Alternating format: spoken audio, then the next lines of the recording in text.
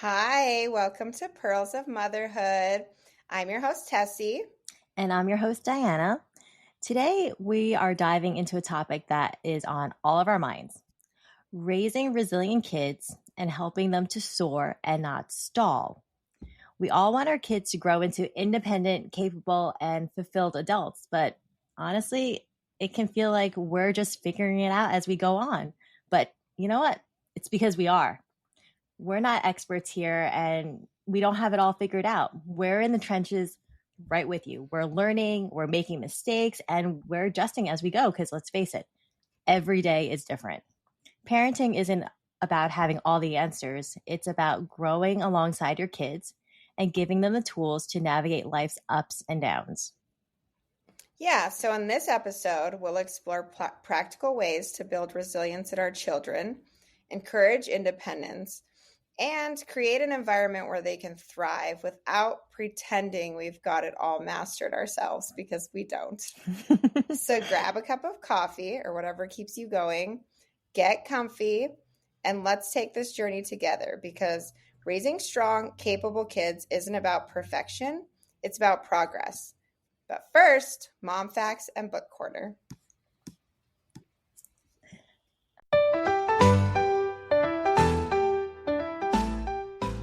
Okay, mom facts.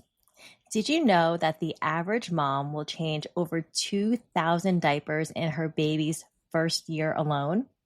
The average baby goes through six to 10, diapers a day. So if a toddler is potty trained between the ages of 2 and 3, which is about the average, that will mean that mom will have changed between 5,000 to 7,500 diapers. That's a lot of diapers. Oh my gosh. Oh my gosh. And diapers are expensive nowadays too. Oh my gosh. So expensive. I mean, I want her to be potty trained so I can start saving money on that part. I know. It's so nice when they're out of diapers. It is so nice not having to worry about ordering diapers and keeping them stocked and spending all that money. It is honestly crazy. Just 7 years ago when I had my first baby, I get the floofy, fancy, I get the seventh generation diapers. So they're very expensive to begin with. You know, they're not the cheapies. Yep. And even back 7 years ago, pre-COVID, they were only $40 a box, $50 a box. And now they're $80 a box. It's ridiculous. It's insane. I also got the really expensive ones. I did Honest Company. I loved Honest Company. It was a great option for us. And my daughter has very sensitive skin. She's prone to eczema. So when I found that this worked, I embraced it and ran with it. But I drop like $200 in diapers because let's face it, she's a super peer. And we have to change her very often. Otherwise, we have leaks and I'm doing more laundry. So Yeah. but now she's at the point where she's so mobile that diapers don't stay on her. So I have to move to pull-ups now because they don't fall off of her. It's so funny when so a baby. Yeah, it's so funny when a baby is like running around and their diaper falls off because it's so heavy. That just happened to my 1-year-old the other day after she woke up and she was like refusing to get her diaper changed. And I'm like, it's literally falling off of you. You have to get your diaper changed. But I like Honest Company. And we're not getting paid to say any of this, but seventh generation is always my favorite, even though it's really expensive. I really like how there's literally nothing in it. There's nothing, no chemicals or whatever. And then my second that I found, which I like, is Pura because they use like a paper cover instead of a plastic one. Oh, so that's good for the environment too. I love that. I always try to find something that is environmentally friendly because diapers can make such an impact and take forever to break down, if ever at all. But sometimes when I'm in a pinch, I'll grab anything. I don't care. A diaper is a diaper. It's going in the garbage.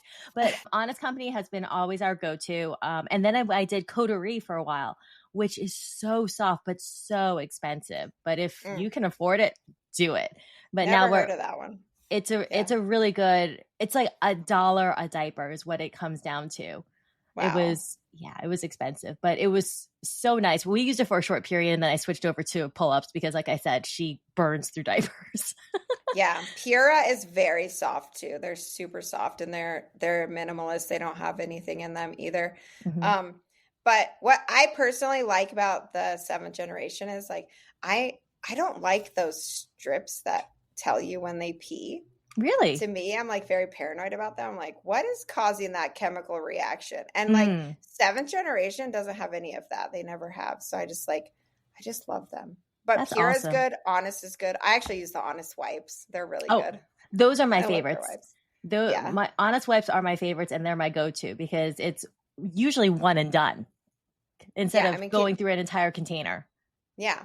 Can you? I used to actually use the water wipes. I like the water wipes too, but they're so thin. They're just, you have to Hmm. use so many of them. Yep. But I I do like started those too. I started with water wipes when she was first born, and then I switched over because they were so thin, like you said. But I love water wipes for when we're at the park. So after I clean her little hands from the playground, I wipe her down with the water wipes because they're thin, but also it's just water and I think grapefruit juice. It's Yeah. fantastic. It's a great, yeah, I love those. Yeah. We should So, we should figure out how many wipes moms go through in a year. oh my God, that should Oh be my a study. Can you imagine all of I'm like such a, I've always said I'm a closet hippie, God. but can you imagine all of these diapers and wipes just sitting in the landfill? It literally just makes me cringe. I can't even believe that, like per child. That's insane. It's crazy, crazy. And the worst part is that it's going to be there for our children to deal Oh my with and probably gosh. our grandchildren if we don't pick something that is, sustainable and biodegradable. Yeah. I Yeah. mean, That's just sad. we can always do cloth diapers, but I'm not going to do that. If you do cloth diapers, good for you. I give you I have credit for friends that. that do that. Yeah, like Oh, that's they're my heroes. intense. That's intense. They're my heroes. I'm not, nope, garbage. That's almost as intense as me trying to potty train my newborn that we covered last episode. I Yes. think it was last episode. I knew from the beginning that I'm not one to do cloth diapers. I think I was offered them. People said, "Oh, why don't you add it to your registry?" I said, "Because I'm not going to use them. Thanks, but no, I'm not going to do that."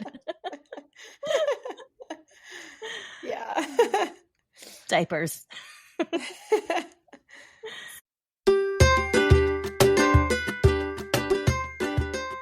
So, in book corners this week, have you guys ever heard of the series Frog and Toad? Yes, It's I grew up with them. Oh, you did? Yeah, Yeah. it is kind of an older series, not calling you old, but It's okay. I am old. It's fine. I'm going to own it. it's a cute book series where like it's a frog and a toad. They're best friends and they're always looking out for each other and just like all these little short stories about the things that they do. And what's really cool about it is my kids loved these books before they could read, and they're at the reading level where now that they can read it themselves. And so it's one of their favorite book series, and it has been for a long time. And now they're excited because they can actually read it themselves. So it's a really good series to start young, and Hmm. they actually learn values from it too. And then at the same time, once they can read a little bit, like my kids aren't master readers, they're in first grade, but once they can read a little bit, it's a good series to start where they are excited to read and they do it on their own. That's awesome. I love the dynamic between the frog and toad because one is always so happy and the other one's such a curmudgeon. And isn't that real life? Like in a pairing, there's always one who's just happy go lucky, and then the other one who's just an Eeyore. But they get along, and it's so wonderful. It's so true. It's pretty much like marriage, Usually you have like one is like super bubbly, outgoing, and like friends with everyone, and the other one's like this introvert, like leave me alone to the Yeah. world. Which one are you, Tess? I'm probably more of the extrovert, I think, but then my husband makes friends with like everybody on the street. He has like a million best friends and everybody loves him, which I understand because I love him too. But Mm-hmm. me, I like just being out and about and around people. But at the same time, I keep to myself, and I'm very reserved, and I'm very particular about who Mm-hmm. I am friends with. So Mm-hmm. yeah, I guess Well, I'm a thank you little for bit of counting me both. as your friend. Yeah. If you're in that friend circle, like you're special. I feel special. Your husband is like the puppy. Like everyone loves him. He goes to any group and just automatically is a buddy. He's the best. Yeah. He's like the golden retriever. He's like our family golden retriever too. We've talked about Yes. this in past episodes that he's the one who eats all of the leftovers, and he doesn't lick the floor, but practically Thank like he'll goodness. eat everything. He's the family golden retriever and the community golden retriever. It's fantastic. For me, it's definitely I'm the golden retriever. I'm the one out there making friends. I'm the bubbly one, and my husband is definitely the Eeyore. I mean, he's loving. It's so funny. So my daughter now loves Care Bears, and she started to identify each of the Care Bears, which I love because I loved Care Bears growing up. And my favorite growing up was Cheer Bear. So she's the one with the rainbow tummy, and I think that fits me pretty well. And my daughter agrees. She goes, "That's mommy." And I Oh, said, for "Which sure. one?" I said, "Which one's daddy?" She goes, "Gumpy." I said, "Grumpy is dad?" He goes, "Yeah, Gumpy." I was like, "Yeah, it's true because he's just matter of fact, but he's still very loving. But he's just, he doesn't take BS, and he's just very dry, cut to the point." He's not bubbly. You guys are a good pair in that way. You guys are a good pair too. It works. But I just think it's really funny that my daughter thinks that her daddy is grumpy. I'm like, That's yeah, you get it, funny. kid. That's awesome. But yeah, Frog and Toad, amazing. Great book.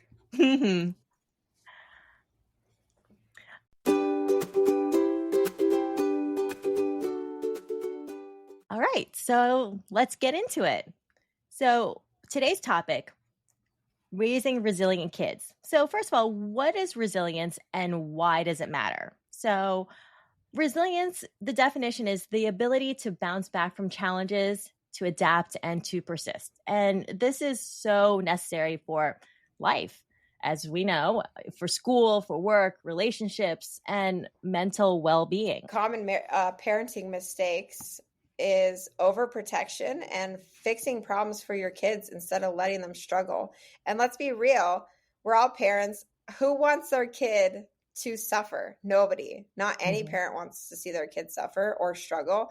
And so it's like I feel like it's such a default mode for us to overprotect and want to fix the problems because obviously we love our kids and we don't want to see them suffer. But in reality, at the end of the day, that's really not what's good for them. So like an example would be a toddler learning to walk. I mean, they're going to fall often. And if you never let them fall, they're never going to learn how to walk. They're never going to learn balance. And the same applies to literally everything in life, especially as I'm getting older kids. I'm finding this, like they want me to tie their shoes for them every time, or even though they're perfectly capable, like physically, they could probably tie their own shoes. And it's like, what am I going to do? Be tying your shoes forever? At a certain point as parents, I think it's a really good rule of thumb that you should never do something for your kids that they can do for themselves. And the thing is, like kids, I think default mode is, oh, just have mommy do it. Let mommy take care of me. And that's totally their default mode. And then our default mode as moms is, oh, well, we're just going to do it all for you because I love you. We're going to save you. I don't want you to struggle and I want you to be happy. And actually seeking happiness in life is like the death of life. That's not what life is all about. Life's not about seeking happiness. And that's like a whole nother topic in life. But yeah, so it's not good. If your kids can do something, you really should try and make them do it. I mean, I'm perfectly guilty of this. Like my 7-year-old, every single time he sits at the table, he asks me to get him a fork. And he knows exactly where the forks are. He knows how to get there. But my daughter is very similar. She goes, "Mommy, do it." Mommy, do it. And it's something as simple as there's a book. She points to the book on the bookshelf and she's sitting right next to it and she goes, Mommy, do it. And sometimes I do because I'm just like, okay, Mhm. look, let's just get this done. But Yep. oftentimes I will have to somehow now when I say, okay, let's pick out a book, I have to manipulate the situation where I'm in the kitchen and she's by the bookshelf. And I go, okay, it's time to pick out a book to read. And she goes, Mommy, do it. I'm like, no, you're closer. Sorry. Yeah, it's definitely something that I didn't expect that's like it's really hard to force your kids to do something that's good for them Hmm. that you know is good for them, but it's gonna cause a little bit of a struggle. And also what I have found with having multiple kids is that my oldest, obviously I did a lot more for him a lot longer. Hmm. And if it wasn't for his siblings coming along and just the fact of the matter that I just couldn't do things for him, I probably would still be doing all these things for him. And here's the thing, he loves me doing things for him. That's like his thing. And we should do an entire episode on love languages, kids' love languages. There's a book about this. And Really? one of the love languages is acts of service. And so we could do an episode about this, but just a quick little note, like if that's your love language, you really appreciate people doing things for you. And I Hmm. wonder if that's partially that what's going on is that's his love language. And, he feels love when I do stuff. Or is it just because I just babied him way too long? But like all my other kids, like my 3-year-old right now, he already gets himself dressed. He's 3. And my oldest didn't do that till he was like 6. It's so bad. Well, I think I just made a note that we're going to do that. So we're definitely Yes, doing an we episode on should. that. That's because let's face it, we all have love languages, even as adults. So Mhm. yeah, decoding our kids would be a great one.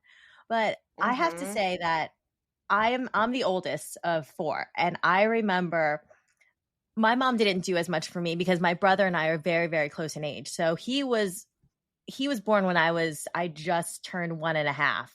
So I always wanted my mom's attention and I always wanted her to do things for me because I had to do with everything on my own. I think because I'm a Mhm. girl too. You're the oldest and you're a girl, so you're a little bit Yeah, more you're toast. self-sufficient. Yeah, they're not gonna help you. But I remember asking my mom, doing like little things for me. Mom, can you hand me that towel? And I'm standing right underneath it just to have her attention. So yeah, I believe that that's what your son is doing. He just wants mommy's attention. Yeah, totally because that's how old he was when my second was born. Hmm. And like all of a sudden he goes from not getting all the attention, mommy just waiting on him hand and foot, to being, now I have to take care of this little baby, you got to be a little independent. And it was probably a huge shock for him. Yeah. And it's still resounding. He's 7 and he still like wants me to get him a fork and just do these things for him. And sometimes I will, and sometimes I'll push him a little bit, but there's a balance. Like I don't want to completely be like, no, I'm never doing anything for you.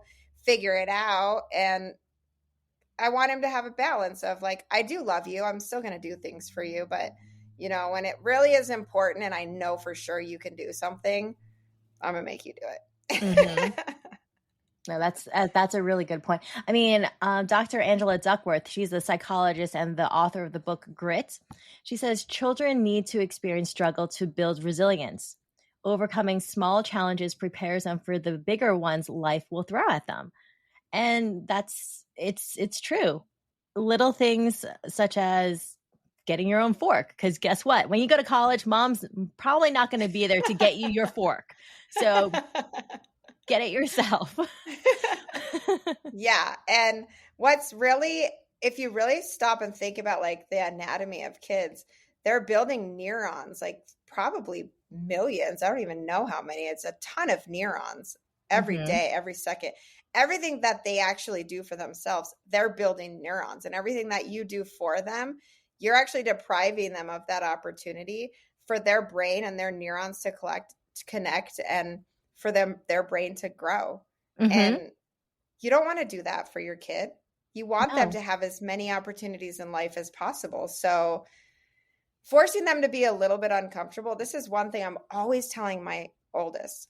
Life is hard. Literally everything you do in life is hard, at least at first. And then the more you do it, the easier some things get. But some things never get easier, like motherhood. Like there are some things in life, the challenges just change with time. And Mhm. I've heard this from moms who have older kids. It's like it doesn't necessarily get easier, the hardness just changes. It's just a different hard. Mhm. It reminds me of something I learned in when I was in corporate medicine. I was taking leadership classes, and one of the things that we talked about was comfort. So we all like our little comfort bubble, right? And kids are the same way.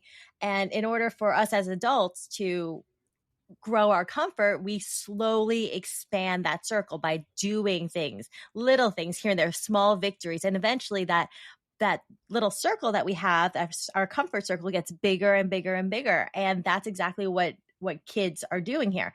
So if we teach our kids to embrace the discomfort, we're teaching them resilience, and teaching them at a young age, which is key, helps them to grow their comfort level and be stronger human beings. So, how can we That's teach our kids resilience? um yeah, I think that's a really good point that you make. That's a great way to teach them is you got to get them used to being uncomfortable and used to basically fighting. Life is Hmm. not easy. Life is a Everything is fight. a struggle. Yeah. Hmm. You have to get used to it and you have to enjoy it to a certain extent. Oh, yeah. Like I'm the kind of person where I enjoy a challenge. I'm like, bring Hmm. it on. Me And too. you don't want your kids to grow up and be the kind of person that just cowers away from everything that's difficult in life. Like what kind of a life is that? Because if you've ever heard the saying, everything in life that's worth doing is hard. Like the hardest things in life are the things that are the most worth doing. Hmm. And it's just such like I just can't imagine handing off our kids to a life of just ease and me like Being where meek, they never. like taking a back seat Yes. type of thing. Yeah, what kind of life would that be? They'll A really never go for comfortable one. anything. I think a very boring one, but very comfortable. Yeah. Very comfortable, very cush. But maybe you and I just that's just our personality. So we can't imagine that. We're jumping with both feet kind of girls. Yeah.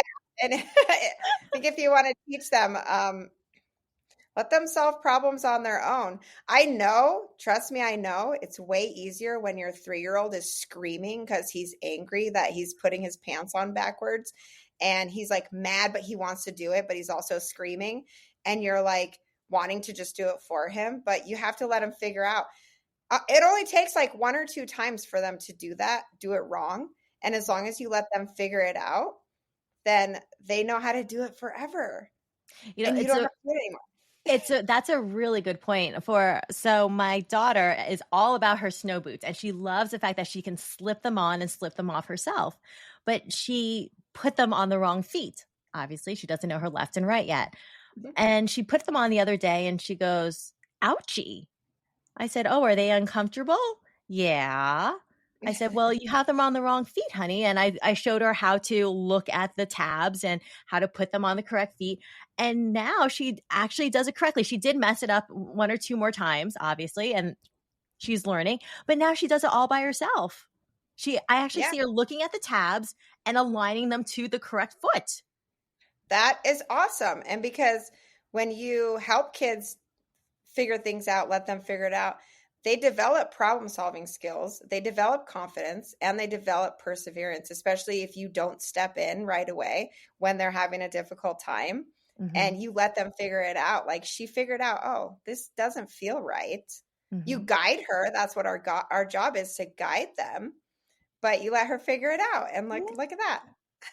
Now she can put on her shoes all by herself. That's one less task for me to do. I was Yes. so excited, and she's excited too.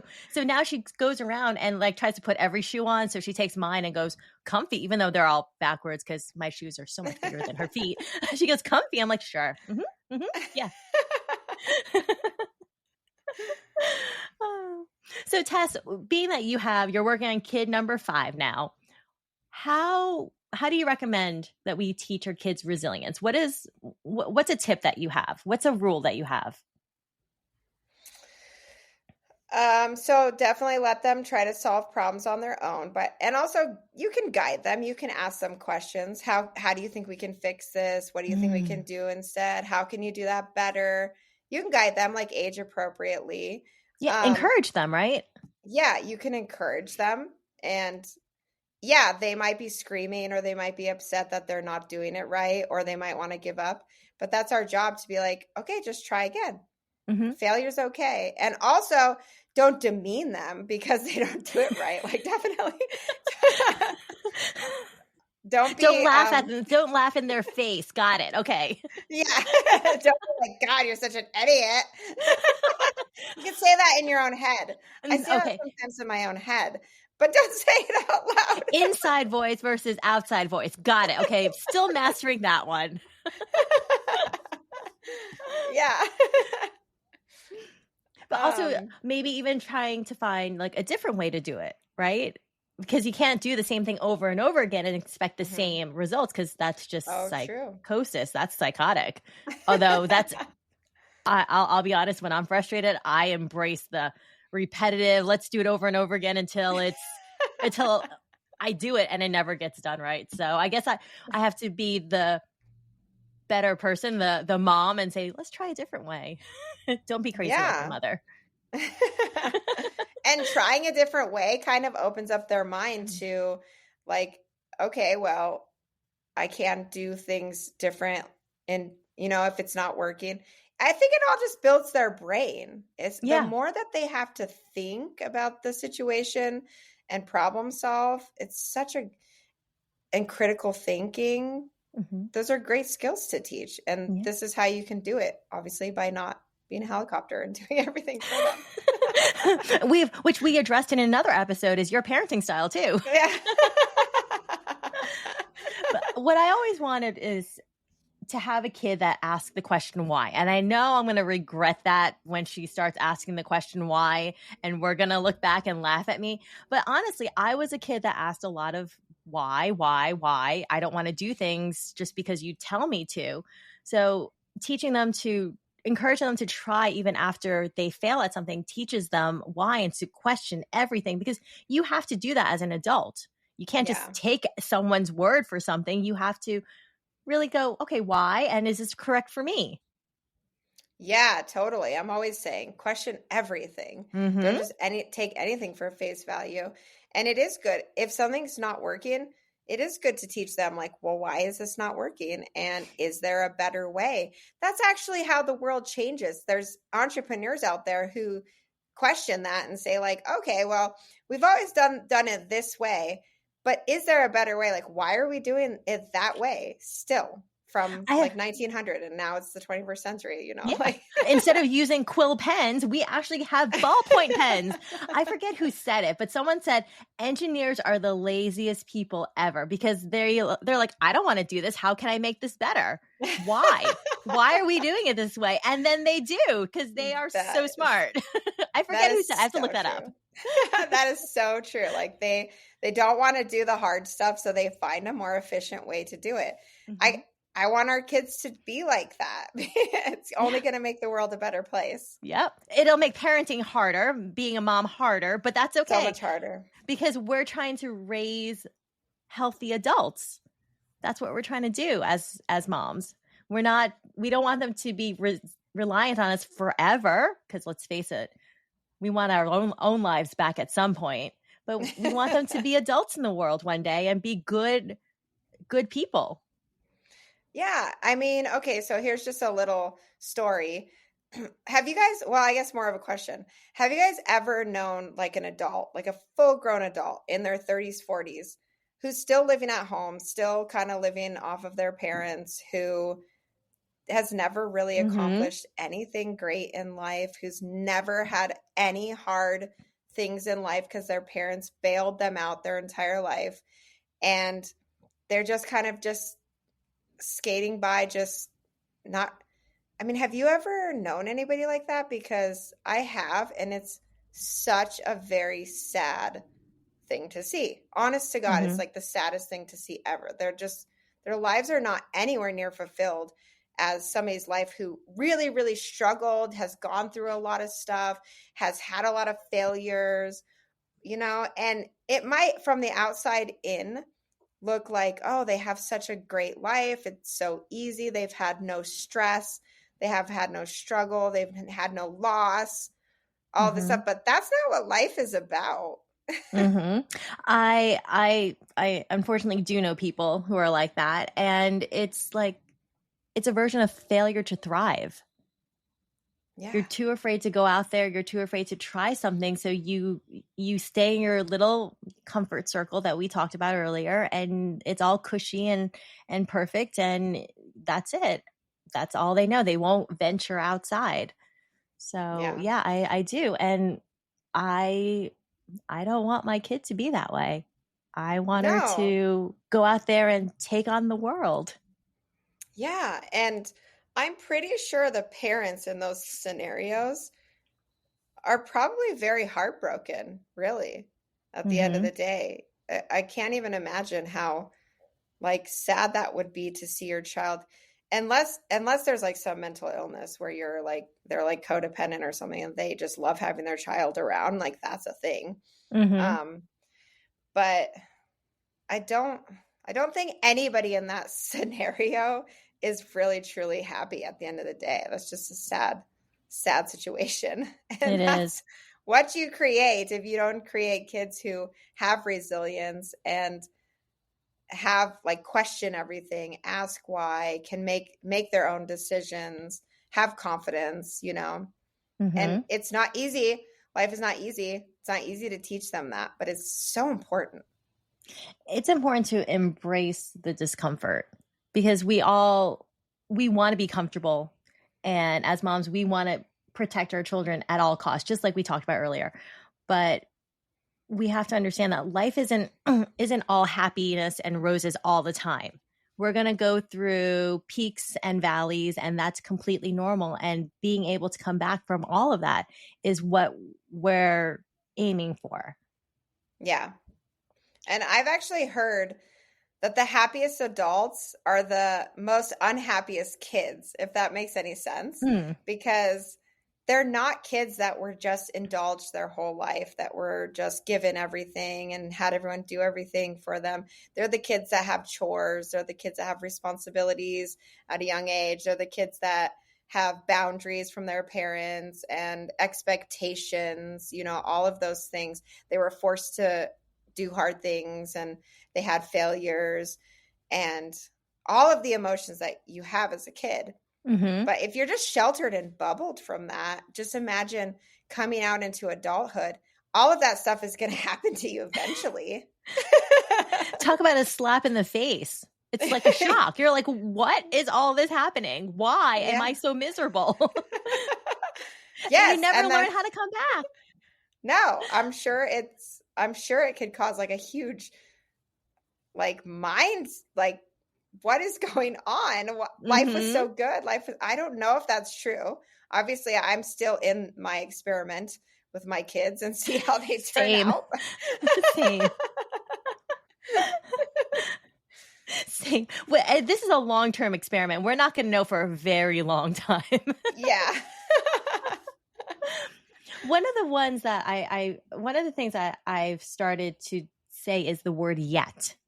Teaching the power of the word yet. So if like my kid can't do something, she can't like build a block tower, I say, oh, well, you can't do it yet. What can we do better? Or putting on her shoes. Well, it's on the wrong feet right now. You don't know how to put on yet, but you will. And I think that Mhm. really fosters a growth mindset and confidence. Yeah, totally. They understand that there are limitations to what they can do now, but that doesn't mean that it's going to be like that forever. So even as an adult, if they hit like a limitation, then they'll have that mindset, well, that doesn't mean that it's going to be forever. Mm-hmm. I just haven't figured this out yet, or I Yeah. haven't done this yet. So that's actually a great thing to teach kids for adulthood. Yeah. And also, I think it teaches them a love of learning. Like, okay, we keep trying, we try something new, we figure out something, because that's what life is. We don't just stop learning when we get out of high Yeah. school. We're always learning. So Yeah. I think fostering that love for and inquisitiveness in themselves is really important. Yeah, I totally agree. And so here's one that I struggle with is encouraging independent decision making. Same, same. I don't want to do that. I just want to Uh-uh. tell them what to do and how to think and everything because I know best, right? It's like I Hmm. don't want to encourage that. Like, but it's really important actually, letting them choose between, you can give them two different options that you're okay with and then let them choose. So you can Hmm. still be in control to a certain extent, but it builds their confidence and their ability to make the decisions. Hmm. And that's what they need. I feel like at the end of the day, confidence is really important in all of that so that they know that they can do it. So you just got Agreed. to give them little opportunities throughout their life, I guess, to do Hmm. that.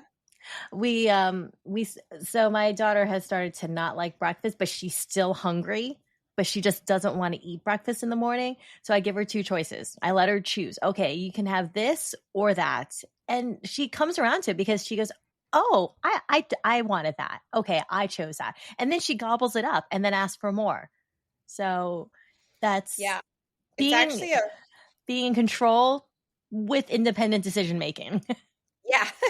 It's a part of parenthood that I always forget about. It's like it's Yeah. so easy to get in the role of like doing things for them, making the decisions. You're going to eat this because it's healthy for you. And it takes a lot more brain power to be like, okay, I'm going to like pick two options for them, give them the choice. It just takes Mhm. a lot more energy, I feel like, but it's necessary. Yeah, because one day we're going to turn around and they have to make their own decisions. And we go, well, why can't you pick out what shirt to wear to go to school? What do you mean Yeah. you can't do that? Because after a while, it's That's not so cute horrible. anymore. That's not so cute. Like, okay, you're a senior in high school, darling. Pick out your own clothes. Exactly. And you know what? Kids are not always going to make the best decisions. That's kind of the point. And they're going to fail. And another point is like just normalizing that disappointment and handling the emotions when they do make a bad decision or when they do fail. You kind of have to be there for them and let them understand disappointment is part of life. Hmm. It's okay to be sad. It's okay to be angry. It's okay to be resentful at mom, Yeah. whatever it is. So the other day, my daughter loves to travel with Grumpy Bear now, her Grumpy Care Bear. That's her new buddy because it's dad. And we're getting ready to go out to the store, and I said, "Okay, did you get everything that you need?" Yeah. Okay, you sure? And I know she's missing Grumpy Bear. And in my heart, I was like, okay, I really want to go grab it because I know there's a meltdown coming, but I said, nope. We have to see how this plays out. So we went to the store. I park in the parking lot and she goes, "Where's Grumpy?" I said, "Well, honey, I think you left him at home." And she started crying, got really upset. So I went into the back seat. I let her cry it out. And then I talked to her. I said, "Well, if there's something you really want to bring with you, you have to remember that. Otherwise, you're going to forget it. And then you get disappointed. And it's okay to be disappointed and it's okay to be sad because Grumpy's at home. But we're not going back from him right now because we have things to do." And she fought it at first, but eventually she came around and said, "Okay." And we had our day. We went home and she grabbed Grumpy and loved up on him. And next day when we had to go out, she goes, "I have Grumpy." I said, "Good job. Now get Oh. your shoes on." See, that's great. You talked her through it and made, normalized how she was feeling. And then it just developed perseverance in her. And she's like, okay, the next day, today, I am not forgetting Grumpy. I am persevering here. Yep. And it was so hard to do because I didn't want her to cry. It broke my heart knowing that I kind of set it up for that, but was Yeah. hoping for the best. I hated it, but at the same time, I kind of knew, okay, I can't save you all the time because one day I'm going to forget something and you're not going to be okay with it. And I can't have Yeah. that. Yeah. Plus, you don't want them blaming you for every mistake in their life or every failure, or what a horrible dynamic that is. If that's like the setup that they expect you to do everything for them and solve every problem, and then you're also human and you're not going to be perfect every time. And then what happens when you're not? Then that Mm-hmm. sets up a whole nother dynamic that nobody wants to have. Yep. So if they feel like their responsibility within themselves, they're also not going to have this victim mentality of like, oh, well, my mom, they're not going to grow up and blame their parents for all of their poor life decisions. Just some of them, not all of them. I mean, they have to Just for complain about messing them up. something. Yeah, just for messing them up psychologically, which we all blame, but not for their poor decisions as an adult. Yeah. I remember I was in grade school. And of course, again, I'm the oldest of all the kids. And my mom and dad had their hands full with the littles. And I had a book report due. And I hated book reports, hated doing them. And I remember it was just, the teacher gave us a couple weeks notice and it just kept on nagging at me and nagging at me and nagging at me because I simply didn't want to do it. So I just swept it under the rug. And then finally it came time for the book report to be due. And it was the night before and I was just bawling. And I didn't want to admit to my parents why I was so upset. So, they comforted me as best they could, but they couldn't help me. And in the morning, I said, Mom, I have a book report due and I didn't do it. And she goes, is that why you were crying last night? I said, yeah. And she goes, well, honey, that's your job. Your homework is your job. And if you don't do what you have to do, you have to suffer the consequences. So she let me go to school without a book report. She didn't bail me out. I mean, and this was what I think first grade, like early grade school. She could have whipped one out easily. Yeah. But I'm sure it broke her heart. I thought she was so mean. I was so angry at her and so angry at myself, probably is more what it is. But now as a mom, I understand that probably broke her heart, but she was just trying to teach me that there are natural consequences to your actions and you have to be responsible. And after that, let me tell you, I was on every single project. The moment that I was assigned it, maybe that's why I'm so OCD. I love natural consequences. They're my favorite teacher for my kids. Not for me, obviously. I hate them for me. But for my kids, I love them because, you're just sitting there and you're like, tell them a million times, okay, don't hang over the back of the couch. You're going to fall off above your head. They don't want to listen to you. So then you just sit there and you're like, all right, I'm going to watch how this play out. And then they fall and bump their head and I'm there for them and I comfort them and all this, but it's like, told you so. You know what I mean? Like, I don't say that, but okay, don't tell your kid I told you so because I'll tell you what happens to me now. I'm embracing the natural consequences with my daughter, and I say, well, honey, I told you so. And now she goes, now every little thing is, Mom, I told you so. Mom, I told you so. That's and so funny. If I spill something and she was nowhere near, she'll come running over and goes, Mama, I told you so. And at first I was like, but now I'm trying to use the situation and go, you're right. I should have listened to you. I'm so glad that you're helping me through this. And I'm hoping that she eventually picks up on that latter end of the conversation, but I don't think she will. I bet you she's going to ignore it. But yeah, don't tell your kid I told you so because that will come back and haunt you. Yeah, no, I actually have gotten to the point over time now where I don't tell them anything anymore. I'm just like, okay, You're going to jump on from the one bed to the next. Like you're total. I don't even tell them anymore. I'm just like waiting for it to happen. When it happens, I'm just there and I'm just like, okay, well, what are we going to do differently? Are we going to do that again? You know, Mm-hmm. I have to do that now. I have to take in that I told you so and put it in my internal voice and use my external voice to say, well, how can we do that differently? How can we avoid that next time? Still yeah. learning.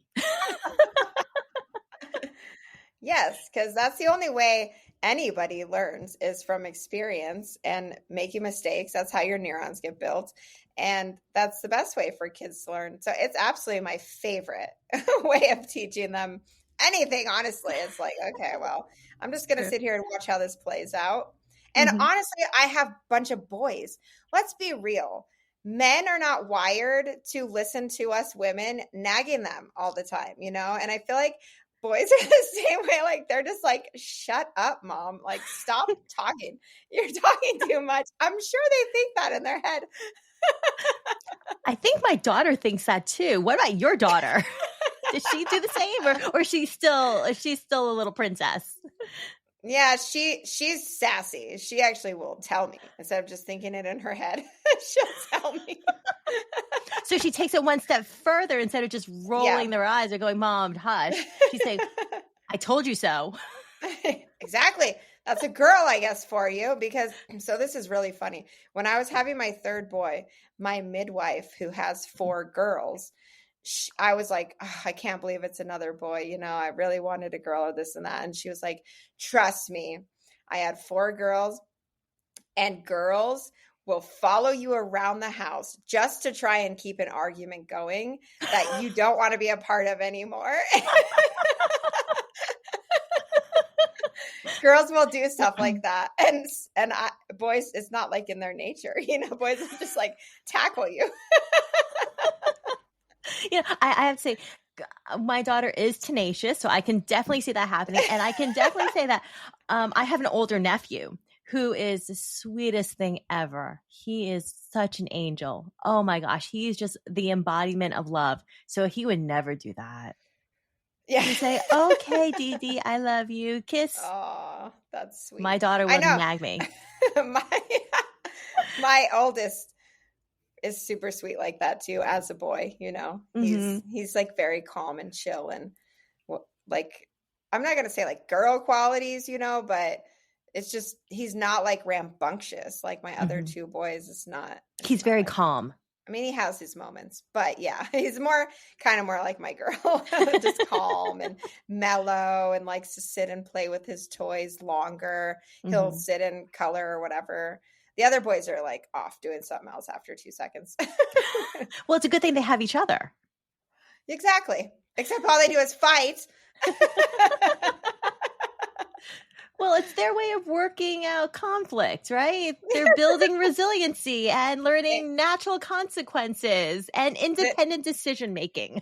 Yes, and that's great for them to learn. So here's what I've found that it's my baby boy. So he's my third boy, but he's not my baby, but he's my baby boy. And he is so like, he's just, he'll go and he'll like pick at his brothers and then they'll retaliate. And this is all physical because they're boys. And then he will cry like a big baby, like they just destroyed him for no reason. And then they'll get in trouble. And I figured this out now over time, but he figured that out that like he can hit them. And then as long as he just cries like a big baby, he's not in trouble. So sneaky. So sneaky. Oh my goodness. He knows that he's like the little baby boy, you know, and he plays into that. Oh, he's playing the victim. Oh, we can't have that. No, you can't have victim. That's like the opposite of resilience. Mm-hmm. We have so to now I tell him, well, like, what did you do? You know, you can't hit your brother and then expect them not to do anything. So now I'm working on teaching him consequences, you know, action, reaction. That's right. I tell my daughter, as a law of physics, you know, for every action, there's an equal opposite reaction. So if you hit something, it's going to hit you back with the same force. Yeah. And speaking of consequences, what is the opposite of building resilient children? It's building failure to launch children. So how do we prevent that? Like how That's a can great what question. That's one of my biggest fears is because I don't know what I'm doing. How am I going to prevent a failure to launch? I want her to embrace life and let me, have a life again. That without a semblance of what I used to do. I love Yeah. you, but I would like to, brush my teeth on my own. That'd be great. Yeah, so what is failure to launch? It's when young adults struggle to transition into independence. And it's often really linked to this overprotective parenting, lack of life skills, and a fear of failure. So everything that you gain from building resilience, you actually don't have. And you could become a failure to launch adult. And then what? What Yeah. happens? Well, I mean, here are some warning signs. Avoiding responsibility. They don't want to work. They're not doing their chores. They are just neglecting what they have to do. They have a low tolerance for frustration and failure, a meltdown after meltdown after meltdown. And they're not motivated or have any direction. And as your kids get older, you'll see that. But I think even at a young age, even at toddler age, you can kind of see that coming through because they are tentative and they are learning still. So if you see those warning signs, act fast. Act fast, because that little scenario that we were talking about earlier in the show about the adult children in their 40s that are still living at home Mm-hmm. and unable to, like, literally have never even paid their own bill, never paid a bill in their whole life, Wow. or have never made any big life decision that could really affect their life. That's what kids that where they have these warning signs could potentially turn into if you continue to enable that, because it is all Mm-hmm. about enabling. It is. So how can we prevent it? So what about teaching them early life skills? Give them chores, teaching them how to cook. That's huge. Learning how to fold laundry, how to do laundry. How many boys, when I went to college, how many boys came to us girls and said, "How do I do the laundry?" I'm like, "Are Oh you my kidding God. me? Did you not learn?" No, they didn't. Oh, That's awful. budgeting. Budgeting. That's so important for your financial future, for financial security, knowing what you have and how to spend it Yeah. and how to make appointments when you have to schedule yourself and not overbook or under schedule or anything like that, or double book or triple book. Oh gosh, that's even worse. Yeah, they have to learn. The earlier they learn, my whole thing is like, this is just my philosophy. I I feel like as long as they are good human beings, for one, and they're good people and they have good hearts and everything, as long as they have good work ethic and oh, my mind just blanked. Good work ethic and discipline, Discipline. That's it. It's then mom brain. Mom yeah. brain is real. It is real. Yeah. Then I mean, they could probably, and obviously resiliency and all these other things, but they could probably navigate everything in life. And Mm-hmm. I mean, I literally, from my oldest, even, soon as they could walk, every time their diaper was changed, they have to throw their own diaper in the trash. Like, Mm-hmm. that's their responsibility. So, like, I've given them all responsibilities very young age, and they love it. They love Mm-hmm. doing it. And it's just a good habit to build, I think. Life skills. I mean, nobody's going to do it for you when you're an adult. Yep. So Yep. you got to teach them. Got to take care of yourself. Yep. We have to avoid rescuing them, let them struggle, encourage safe risk taking, like taking part-time jobs or having chores, throwing away your own diaper. Or my daughter loves to spill things now. So I give her a rag and we make it a game. You mop it up. Oh, she goes, "Oh no, I spilled it." And she goes, "Rag," and mop it up Yep. herself. I'm like, yeah, it's a game. Absolutely. Yeah. Yeah. Have fun. Oh, this was a big one in my family, talking about money and responsibility. My parents drilled that into us at a young age. Knowing what you have, making sure that if you make some money up here, you live in your means below what's coming in. So you'll always have money. I think Yeah, that's so essential.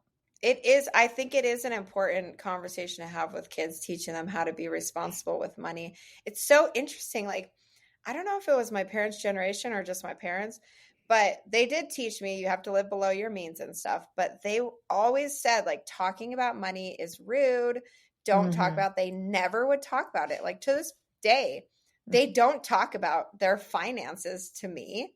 Mm. And that's, I don't know Well, if that's normal or not. I think that's society. I think that's very much a societal thing. We don't talk about money because it makes us uncomfortable. Yeah. But we have to address certain things. And have you noticed it's only in certain circles that it's taboo to talk about money? Because if you're in finance, what do you talk about all the time? If you're in business, True. what do you talk about all the time? But if Yeah. you do something that is like in the arts or medicine or teaching, anything else that is outside of business or finance, you can't do it because Yeah. it's You rude. can't. No, you can No. talk about it. It's I know, important to talk about it.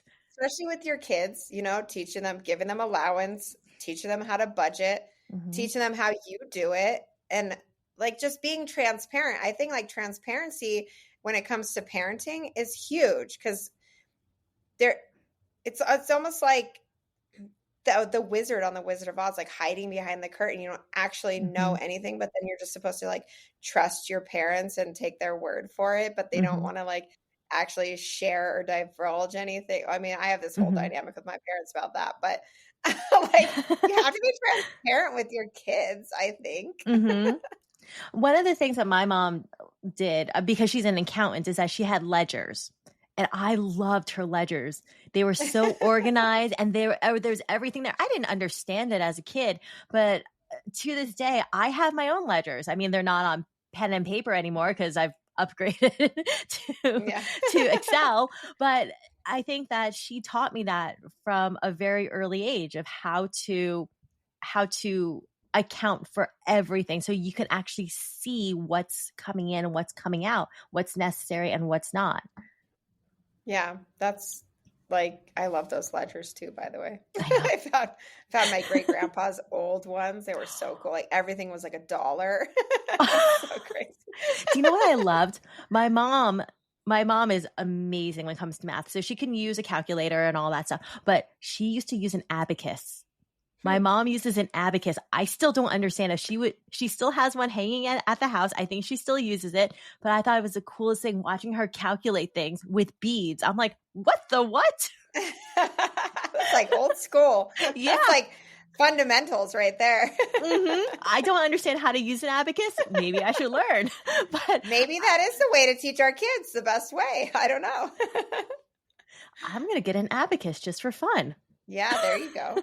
There are definitely, I mean, homeschooling, there's different homeschooling curriculums that use them still. So maybe they Really? are. Yeah. That's so cool. Yeah. So what are some like practical parenting strategies for raising resilient, like older kids and teens? Because that's a whole nother totally like can of worms is when Hmm. it's one thing when your kids are small enough that if you have to, you can like sit on them to get them to comply or whatever. But when they're Yeah. when they're bigger than you, especially if you have boys, they're probably gonna be bigger than you at like 12. Like, what are some different Where ways they that can sit on you instead. Yeah. Oh, I'm not looking forward to that day. They're gonna get me back hardcore. Yeah, same. See, and I have a girl, but she's already almost my size. Oh gosh. Well, I think one of the first things to do is to normalize failure and the growth mindset, that we embrace learning, which is an everyday thing. That's something that we do every single day. We share our personal stories of overcoming failure, because how often do we think like success is a straight line, and in reality it's like the zigzag up down inside out line. It's not a Mhm. line, it's curved. What am I saying? And we can, when we do make those mistakes and we do make those failures, I think using that as a teaching platform, it's a learning opportunity for them that they can it's a safe place. They learn by proxy. They don't actually have to do the failing because they can see us doing it. But more importantly, that we get back up and we try again. Yeah, kids love hearing stories about their parents. My kids Mm-hmm. love hearing stories about me, and it's fascinating to them. Like it's that you get to tell them about stories and stuff that you did before they were ever born. It's like a whole world that they don't have the privilege to unless you tell them. They Mm-hmm. love it. So if Yeah. you can use that as a teaching opportunity in a way that you've overcome failure, they will totally be tuned in. I have so many stories of that. Yeah. Exactly. See? Unfortunately, I have a lot of stories for that. I know, same, same. Some of my stories I'll probably never tell my kids because it's like just too horrific. Yeah, same. Picking and choosing, curating your stories. Exactly. I mean, honestly, some of the stories I wonder what they would really think of me. They're like, "Oh my god." They don't need to know those. But it's really good to encourage problem solving, especially in younger or like older kids and teens, because these are skills that they're going to need not too far off in the future. They're going to be adults and they're going to need to know how to problem solve, how to critically think, how to Mhm. ask why, how Mhm. to figure things out in a different way if something's not working. You don't want them just continuing on this like treadmill of something that's just making them miserable or not working and never thinking of a different way to do it once they're an Mhm. adult. So, like asking them a lot of questions, I think is huge because it makes them use their brain and it gives them the opportunity to come up with the answer and build that confidence that they actually can do that. Mhm. Yeah, that's asking a lot of questions is great because it trains them to have a certain mindset, right? When they come across a problem, they know how to address it. They know how to think it through and go, well, what should I do next? And that helps to build persistence. I love that. Ask questions. What do you think you should do instead of Hmm. telling them, although that's sometimes very hard to do. I will admit that. And I think especially as a teen, I just remember being a teen and you feel so stupid to begin with, right? So I think that's why teens really, how teens like come across as like, oh, we're know-it-alls, we're so smart. That's how teens come across. But I Hmm. think it's really because they're just bolstering, they're putting out their peacock feathers because really truly inside they know that they're like so dumb and they don't know why and they don't know how to not be dumb. So they just say all the stupid things that come straight to their head Well, in an again, attempt to seem smart, right? well, yeah. Well, again, it's like, before we were moms, we were the best moms. So before they're adults, they are the best Yes. adults. And they're so smart. Yeah. And so Yeah. I do think that stems from a place of not feeling adequate or, Hmm. they feel like inadequate. But the more opportunities that you can give a teen to problem solve, figure out their own, and you Hmm. can ask them good questions that could lead them to ask themselves good questions in the future. Hmm. That's what it's all about. Yep. Guidance. Guidance in small steps. Small Yeah. steps. That's really important. And then I think setting clear expectations for your young adults and for your kids, letting them know Yeah. that this is a boundary. So one of the things that my parents always did for me was, okay, you have chores in this house because you are a member of this family. You live in the home with us and we all have to take care of it together. So that's why you have chores. And that was a clear expectation. So I knew that I had certain things to do. Like I did the laundry on the weekends. I folded the laundry. I put it away for them. So it helped them. That was my contribution to the household. And I tell my daughter that too.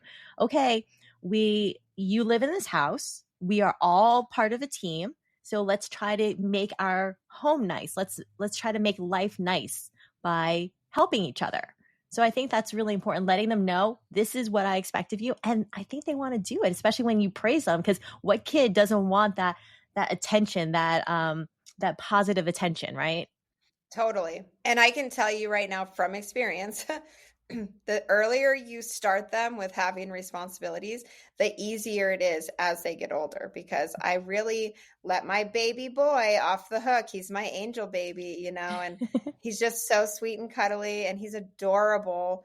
He's ridiculously adorable, and he just Yes. knows how to get out of everything. And it has been harder with him because I didn't start it I started with like the diapers and stuff like that, but then picking up the toys, it was just a lot easier to let his older brothers do it. And he kind of just would skate out of it. And I never really like pushed that responsibility on him. Well, now I am, and it's a lot harder. So I'm telling you, if you don't start it young, and then you're going to try to start it when they're 15, when they're like rebellious and they know it all and all that stuff, that's not going to happen.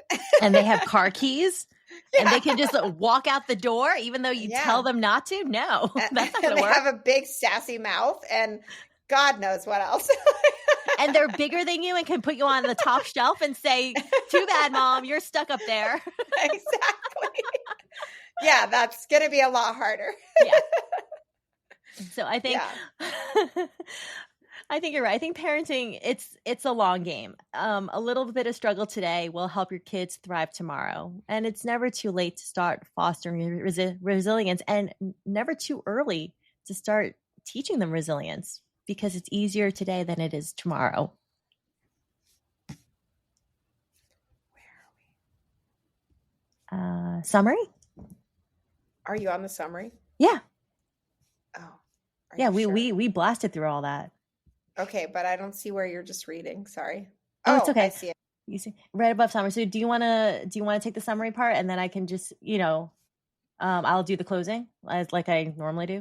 Oh yeah, you want me to read the summary? Okay. Yeah. Okay. So I think like a good thing to do with kids, especially if they're older, actually even young, talk to them about what the future is going to be like. Talk to them about what they're going to expect and what it's like to be an adult and all of the perks. There's a lot of perks of being an adult over being a kid. There are a lot of perks. A lot of perks. But there's also a ton of responsibility. Like, you don't get to be an adult and have all the perks if you're not willing to put in the hard work, be resilient, and persevere through all of that. So, we've talked a lot about raising resilient kids and setting them up for success as they grow. But if there is one thing to remember, is that there is no one size fits all approach to parenting. And honestly, for all we know, we could be like, don't listen to us. You know what I mean? Like, do what you feel is best. Do what's right for your family. Yeah. Like every always child, say that. Yeah. We say like, go with your gut, because every child, every family, and every situation is different. And so what works for one kid might not work for another, and that's okay. And that's where your resiliency will come in, and your ability to problem solve and come up with like new different ways. You have to do that as a parent every single day. So these are just examples, ideas, and things to consider as we all navigate this journey together. And we would love to hear from you on like any ideas that you have, because trust us, we are right there with you. We for sure are not teenagers anymore. We know that we do not know everything. And so we're still in the trenches of raising our young kids. We for sure haven't figured anything out. We don't know anything really when you think about it. And we're still learning from our mistakes. So none of us have the answers, but together we can share, support, and grow into parents our kids need. Thank you so much for listening to us at Pearls of Motherhood. Please feel free to contact us at pearlsofmotherhood.com and email us at ideas@pearlsofmotherhood.com. We're also on Instagram at Pomcast. That's POMCASTS. We'd love to hear your thoughts on this episode or any ideas for future episodes. After all, we are a podcast for all moms, and we'd love to know what you'd like to explore. New episodes will drop once a week on Friday, so stay tuned for more fun and more pearls. Have a great day. Talk to you soon. Bye.